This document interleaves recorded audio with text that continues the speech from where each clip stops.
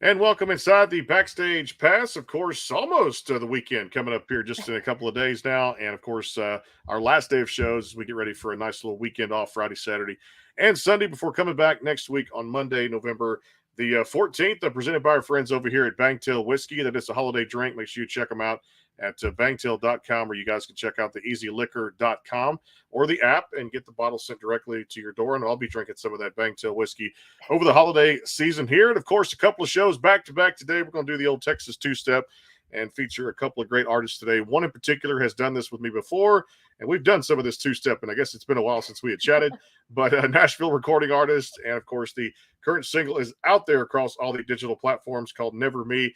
Kailey Nicole, back to the program. Kaylee, how you doing? I'm good. Thank you so much for having me back. It's good to be back and good to kind of reunite and kind of catch up here. Tell me. Well, I tell you, I'm going to start here. You guys put out one heck of a single there at the end of September.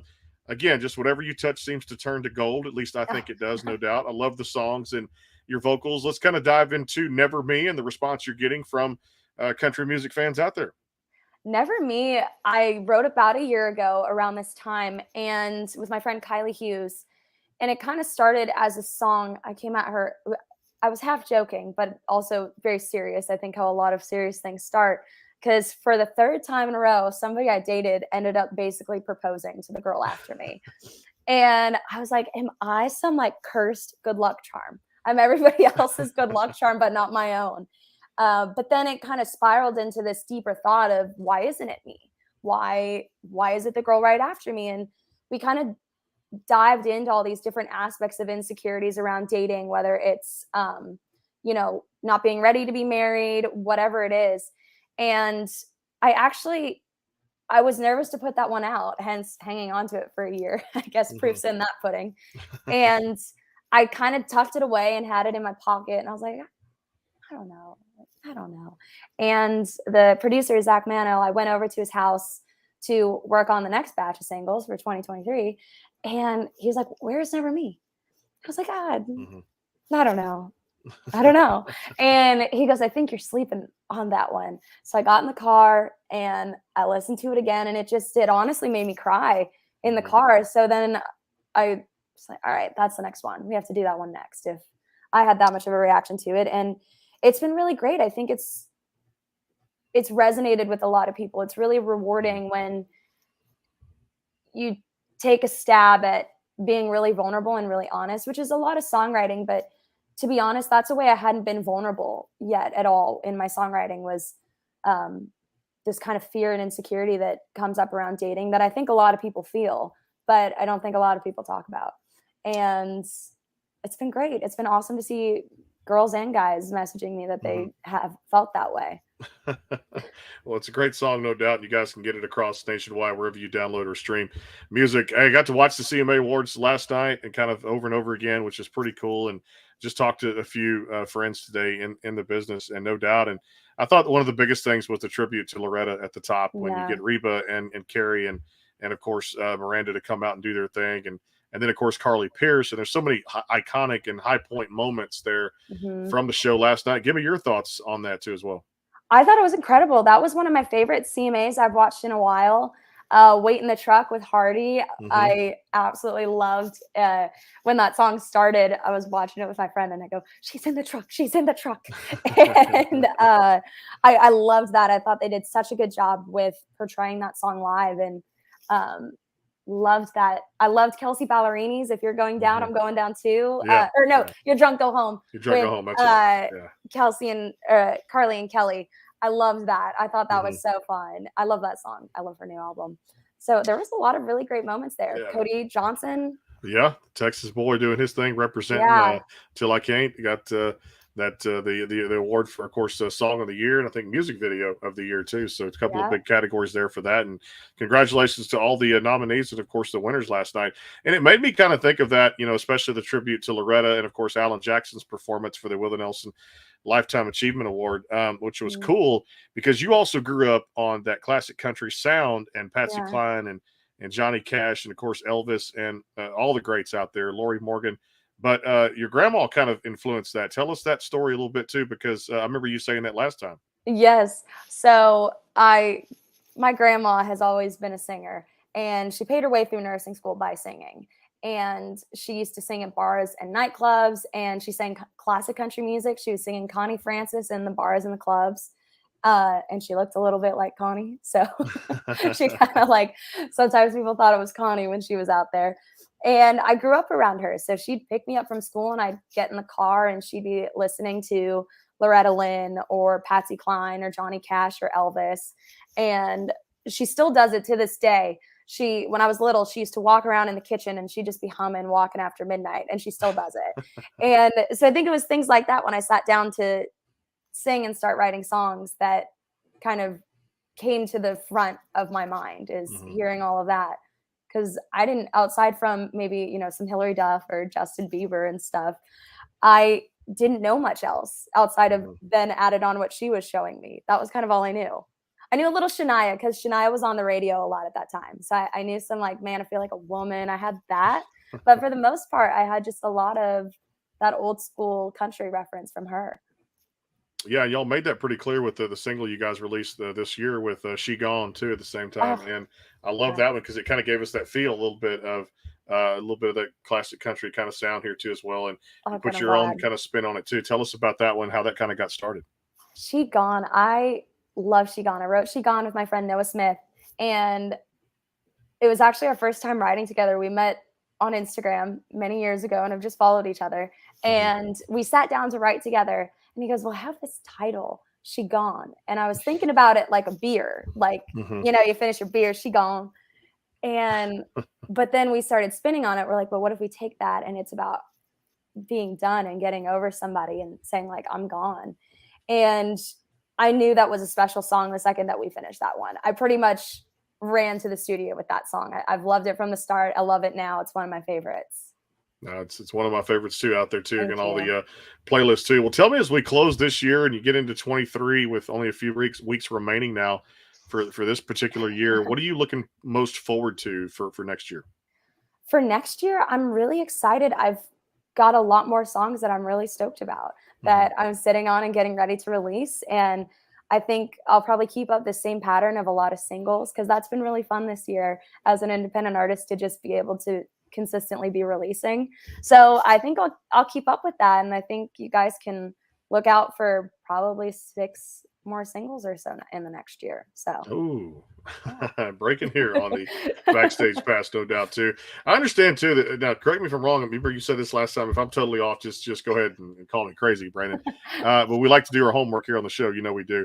There was a something when you were little too, you were never afraid of the stage and you loved to sing. And I believe, was it your brother had said something about human karaoke system or something like that, and you used a butcher block in the kitchen or something. How did this come about? Because am I correct on this? No, you're right. So I always make a joke that I'm really surprised my parents didn't send me away. I was so obnoxious. Like, I was just singing every chance that I had. I would hop up. We had a butcher block, so I'd hop up on the butcher block and I'd just start singing. And then I still do this. I try not to, but I have this really bad habit where I'll sing thoughts sometimes, or if you say, Man, I Feel Like a Woman, I'm going to start singing the song. And when I was around 9 or 10, I remember my brother, and he's only 16 months older than me. So we've got that kind of twin little butting heads, especially when we were younger. We get along now, but when we were younger, we butted heads a lot. And he just sat at the table and he's like, she's like the most annoying human karaoke machine. Yeah. I love that. It's good stuff. I try to do a little homework here on the show, no doubt about it, that's just funny there too. And I know your mom also put you in, like you mentioned, the church choir, and had done just the love continued to grow there too at the same time. And you auditioned for I believe, was it American Girl? Is that something you had done too as well? And that was in Los Angeles, right? It was. So I was in church choir, and a lot of the girls in church choir were driving to LA for the open call for this show. And I begged my mom. I said, Mom, can I please go? Like, just let me go. And I stood in line for 8 or 9 hours and made it through a bunch of cuts, to my mom's absolute surprise, I think. Because basically the way it works at those types of auditions, they come out with a stack of headshots and they call names and they say, hey, if we didn't call your name, thank you so much. You can head home. And so I think every time that happened, my mom was like, she's still here. I don't know what's going on. And it came out at the end of the day to me and one other girl. And the director followed me out at the last round and kind of said to my mom, they weren't allowed to cast anybody younger than 10. And I was 9 at that time. And she said, we can't cast anybody younger than 10. But if you bring her back when she turns 10, we'll put her in the show. And I didn't remember this part of the story, but my mom told me we got on, if you've ever been to the Grove in Los Angeles, they have a trolley that goes through. And apparently we got on the trolley. I was very sad. And I just looked at her and I said, I think I want to come back when I turn 10. And came back and was put in the show. And I was still in school in Las Vegas. So I did school in Vegas and had a show in LA, and it was pretty crazy. Yeah, and it was kind of cool too, because I remember you telling me this. It was either off the air or on the air. There was things that led to an agent that showed up. There was some acting classes, some auditions that kind of came through, some different roles that you had to tell us about that too, because it's kind of cool with this, what these reality shows and what these competitions can lead to on the other side. Yeah, I think something about the entertainment industry, whether you're in it or not, is that it'll kind of start like a tumbleweed. Like I started with the American Girl Review, and then an agent was in the crowd seeing her client and came up to me afterwards, asked if I had representation. And I wasn't even pursuing film or TV at that time. I was just doing musical theater. And I was like, no, hadn't really thought about that. And ended up signing with her. And that kind of led me down a film and TV journey for a little while. And I was still doing musical theater. And then it just kind of, I'll never forget. Have you heard my song One More Time? I have. Yes, I have. I love it. So Jack, that One More Time is written about. We were good friends, and I was really doing a lot of musical theater and film and TV acting at this time. He was playing piano for me and we were singing, and he just kind of looked at me and he's like, I don't know why you're just always singing and telling everybody else's stories. You're really good at telling stories. And that was kind of when I started songwriting. And I think it's just a tumbleweed. Once you get started, it's like you find yourself going right and you find yourself going left. Like I always say, for me, I work hard and I try my best, but sometimes I'm like, I don't even know if it's me. I think it's just God just being like, go this way. And I go this way and I go this way and that way. And I just kind of have followed him where he's led me. Do you feel like, and I talk to a lot of artists here on the program, so I don't always get to ask this question, but do you feel like the acting and the theatrical side, theater, because that's so much of a, I guess, I don't want to say a reality show or something like that, or a people binge watch, various shows out there. Do you feel like the acting, because it's so much storytelling, whether it be movies or commercials or whatever it may be, leads to the same type of deal with writing songs and country music, the storytelling aspect of it? Definitely. I had somebody, friend was like, I don't know how you do both things. I'm like, I actually think they're very much the same. I don't think they're very different. I think being in musical theater, when I turn that side of me on, that's like my job is to connect with the audience and tell a story. Well, when you go sing a country song, our job is to connect with the audience and tell a story. It's really, I would say the only difference is like vocal technique. That's really it. It's the same. We're really talking about the same thing at the end of the day. Because even when I was younger, I'd be like, I don't know how these two things play together. So I'd go in one room and I'd turn country Kailey off. Like, she doesn't exist. She isn't here. And then I'd go in the country room and I'd turn musical theater side of me off. And then as I got older, I was like, wait a minute. This is kind of the two things I'm really good at. And they're actually very similar. And I need to stop leaving them on separate sides of the room and bring them together and let them be what makes me me, whether that's when I'm on stage or writing a song, whatever it is. I love what you did. You mentioned One More Time, but I go back to 2021. I think we first met then. The Deer EP came out, and I loved One More Time, no doubt. But I loved the fact you guys put out Half a Heart, which was another great country song in my mind. Tell us a little bit about that one and how kind of Half a Heart, kind of where it originated from. Oh man, Half a Heart. Well, when I first moved to Nashville, I'm a homebody. I love my family. I wasn't that kid that was ready to leave home and never wanted to look back. Had a really hard time moving and not being around them a lot, being across the country. Same with my friends. Just, I felt I'd come to Nashville and I'd be so happy, but then I'd come home and see my friends that lived at home and they'd have inside jokes that I didn't know. They'd have met new boys that I hadn't heard about. And there's something so painful about watching people you love's lives go on without you when you're not there. Mhm. It's a terrible feeling. And that was kind of what started Half a Heart, was like feeling that my heart was in two places. And it just grew from there. And I think it really became one of my favorite songs to write, because it touched on such an important thing to me of I never want to feel that way again. Let's put it that way. That is not my goal. Well, and you guys had another good one off there that I really enjoyed too from that Dear EP, which was Loaded Gun. I think that was another, going back a little old school there in 2021. So pulling some songs out of the Trickster bag. We just had Halloween, so we're allowed to kind of go searching for that too, which is good there too. But I loved your music so much. I've made a playlist and I've done a lot of things with it. And we one of the things my team takes pride in this particular program is listening to the songs and diving deep into the lyrics, and that's why I bring up storytelling a lot. But Loaded Gun really also, if people really sit down and listen to the lyrics, it really tells a good story. Thank you. That one started in the shower, so don't underestimate your shower ideas. That's a truth too. I love that one too. And then y'all kind of transition into, I like the holidays coming up around the corner. You did you've done some Christmas stuff before. Blue Christmas was another great song you guys had done in the 2021 kind of holiday season. Tell us about your take on, I guess, the holiday season and Christmas music. Was this something you always wanted to pursue? Not necessarily, but I love Christmas. And then somebody suggested doing a Christmas cover, because I think that's all people want to listen to, and just like kind of once you hit Halloween. And actually this year I have an original Christmas song coming out next week. So I'm very excited for that. So I kind of took it a step further this year, and I said, well, let's like write my Christmas song.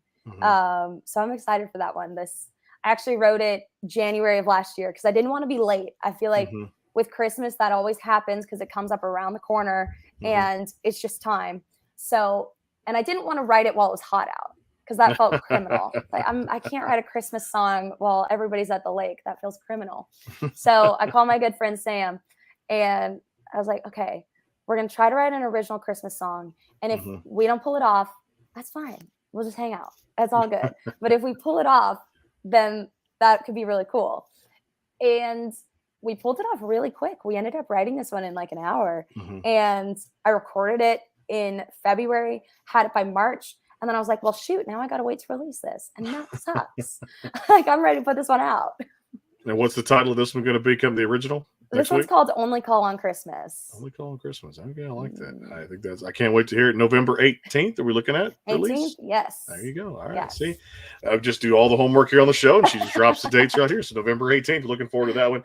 I also loved what you guys did besides She Gone. We talked about that one too.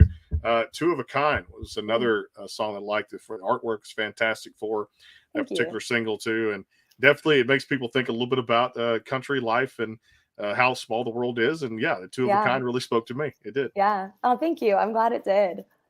Tell us a little bit about the background of kind of how you wrote that one and how it came together.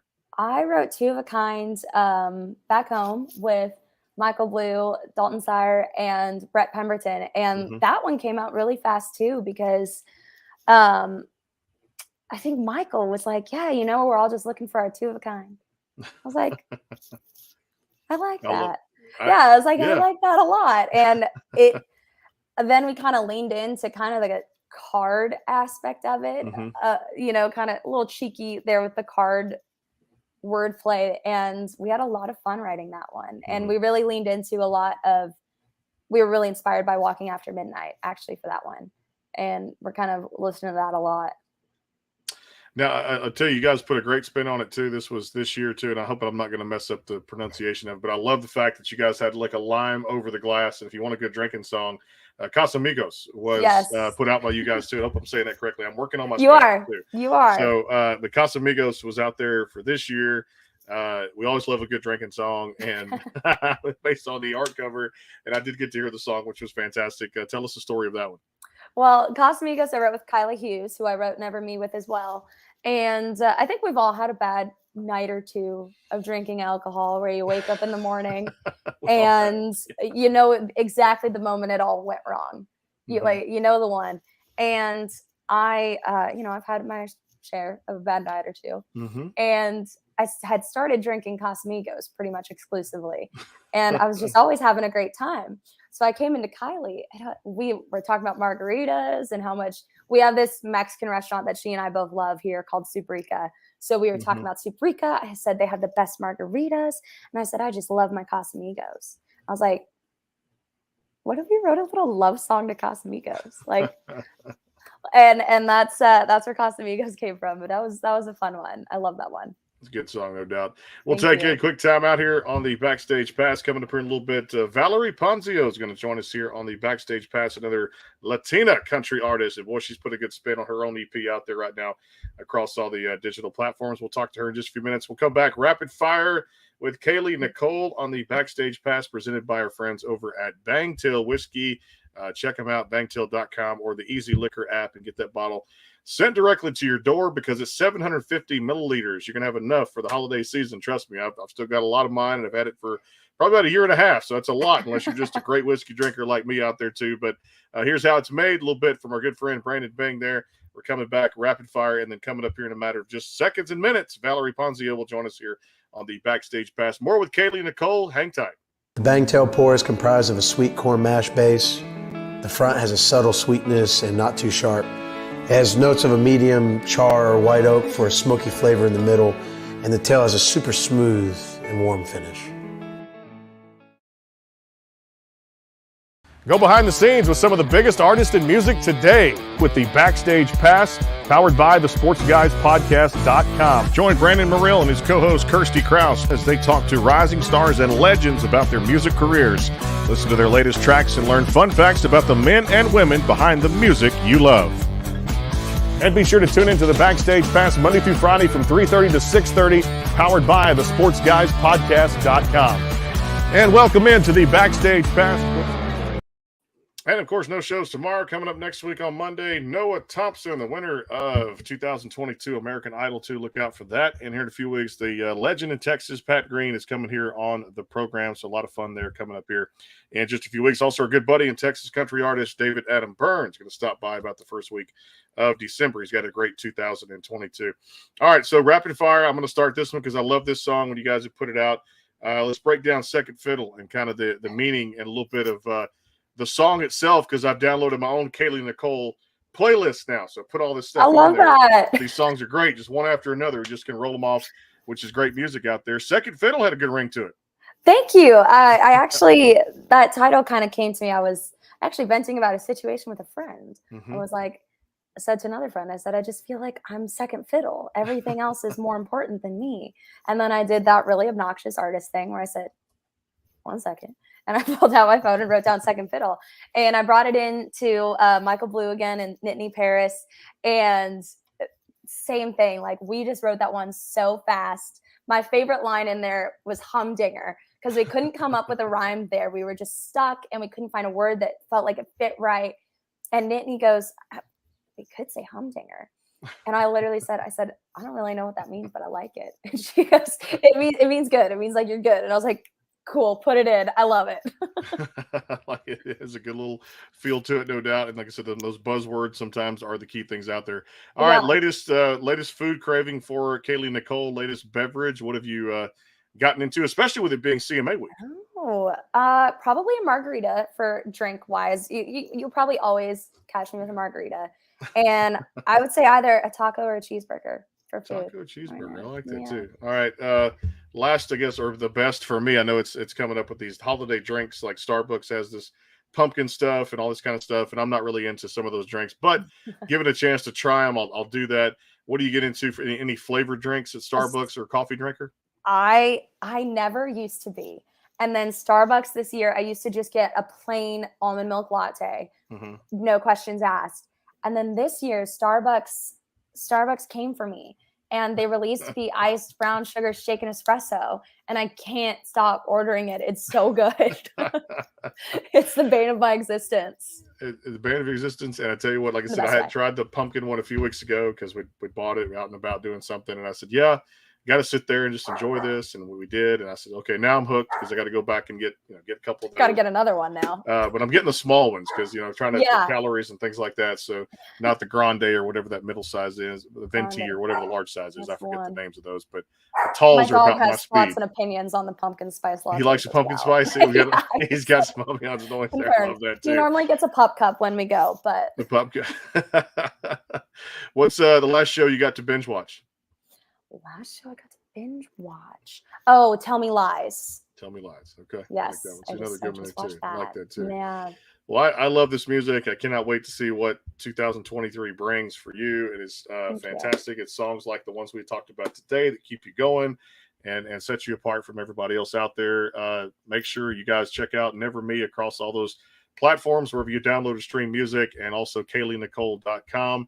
See, I told you we're just going to have fun again and catch up, and I'm looking forward to doing this again in 2023. I can't wait. I love it. Let's put it in the calendar. We'll put it in the calendar. We'll talk a little bit off air, no doubt, too. And the guys, make sure you go check out the music. Valerie Ponzio coming up here in a little bit. We'll talk EP and everything from her. Latina country artist, and boy, she's got a spin on a song called Orale. You get the chance to stick around and see that too as well. I'll probably just badger that title, but we're going to have a little fun here on the Backstage Pass with Valerie here.